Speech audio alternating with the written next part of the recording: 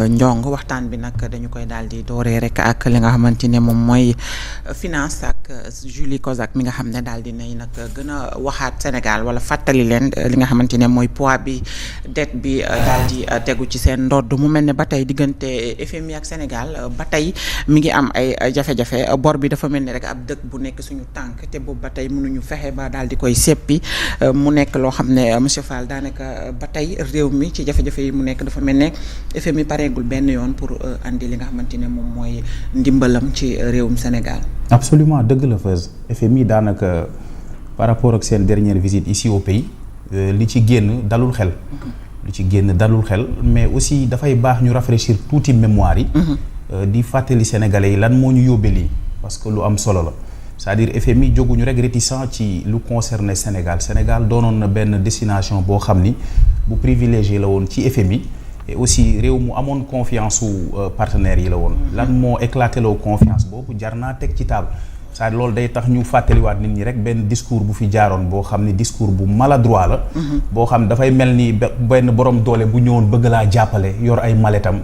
bi muy waaj a yegg si mu dégg lu ko tiital mu delloo malet yi ne xaaral ma ñëw ñu waxtaan d'abord. parce que kat fii wóoratul indi fi ay maletu xaalis ndax bu fekkee ña jiite. ku toll nii ilimaanu jëwri ni sañ naa taxaw di wax ci dette bu ñu nëbb ci bor bu ñu nëbb ci réew mu toll ni Sénégal ci 21e siècle loolu je pense bien que bokk na ci li tax ba ñun ak FMI actuellement c'est pas le grand amour.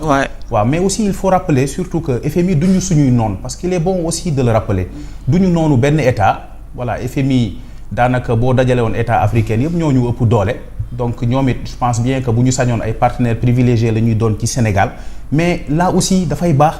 ñu natt gravité ñu xayma gravité wu propos wu Sonko yi voilà dette cachée boobu lim ñu dikkal ci ay jafe-jafe ñu indil ci ay jafe-jafe maara day taali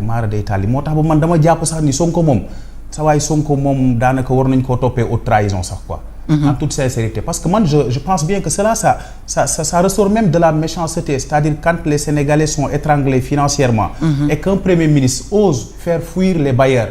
Là c'est extrêmement grave. léegi premier ministre boobu ci yan tànk la toog c'est-à-dire on a entendu récemment dire qu'un premier ministre qui daanaka ñu ngi koy nattal presque 3000 millions ci 2 ans. yi mu def primature. xam nga ni kooku il est à l'abri de tout besoin.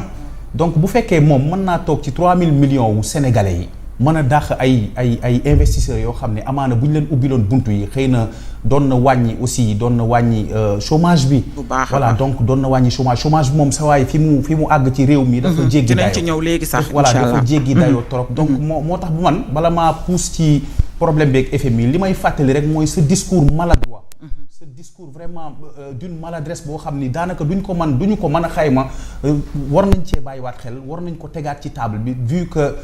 dawal nañ quelques mois ou presque une année après ce même premier ministre toogaat sur les locaux wala sur une invitation de la chaîne France 24 mais carrément il n'avait pas tous les leviers voilà c'est dire que finalement on ne savait pas à quoi jouer Sonko c'est-à-dire un premier ministre quand cela l'arrange et tout d'un coup un chef de parti quand ça ne l'arrange plus alors qu'en réalité bi muy waxu dette cachée c'est-à-dire il était dans la peau.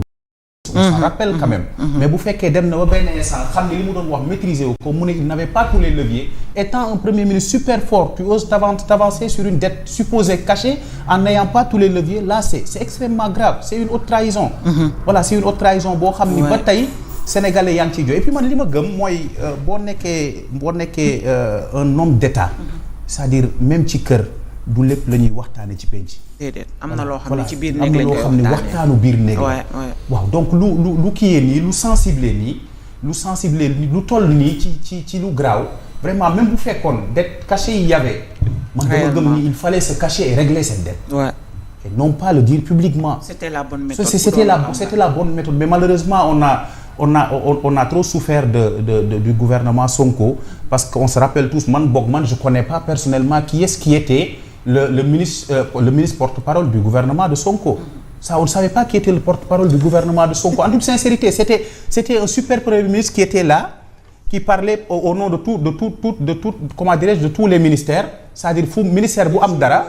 moom il jouait le rôle de tous tout devait tourner autour de sa personne en réalité même bu fekkee am na lu xewoon ci ministère des finances wala de l'agriculture et autres là donc moom il se taillait la plus grande part du gâteau moom moo war a toog jàkkaarloog médias yi moom moo am le droit à l'exclusivité et parfois quand il y avait rien sur la table moom il créait les conditions pour qu'en réalité il faut que rek mu wax il faut que mu nekk au devant de la scène il faut que ñu dégg ko ça on se rappelle leneen li mooy la FMI d'accord mais nos finances au niveau interne parlons-en c'est-à-dire bu fekkee da nga jël sa finance su dëkk nga dénk ko ay amateurs au sommet de l'État là ça devient problématique. Ouais, effectivement ça devient problématique. Ça c'est un problème avec l'avènement du PASTEF gis nañ mécanicien di def rôle lu tailleur. gis nañ tailleur di def rôle lu menuisier gis nañ menuisier di def rôle lu maçon.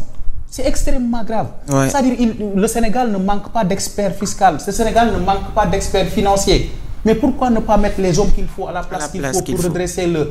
comment dirais-je, pour redresser le problème financier du Sénégal, le problème économique du Sénégal. Il faut aller chercher les hommes qu'il faut et les mettre à la place qu'il faut. Le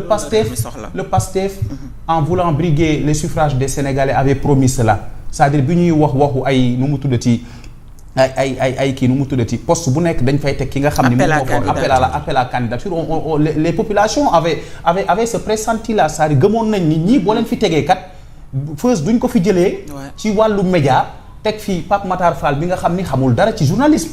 mais finalement c'est ce qui est arrivé et ça nous coûte grave c'est-à-dire ça coûte grave à la population le Sénégalais lambda est étranglé actuellement ñu ngi taxé ñëpp taxé lépp ci loo xam ni vraiment teguwul ci ndondu kenn kudul la population c'est-à-dire cette couche vulnérable bi nga xam ni en réalité ñoom de tous les gouvernements qui sont passés par là de nu mu tuddati de l'indépendance à nos jours ñoom rek ñooy payer le prix fort des actes de nos gouvernants et c'est regrettable finalement aussi le plus regrettable mooy le fait que dara du ci fekk le gouvernant ça dara du ko ci fekk maanaam on a l'impression que ñoom ils ont droit à tout et que la population a juste le droit à la souffrance cela doit cesser parce que tout simplement dañ leen jiital man li may faral di wax gaay la rek ça jiital la taxul nga gën fi man damaa gëm ni sa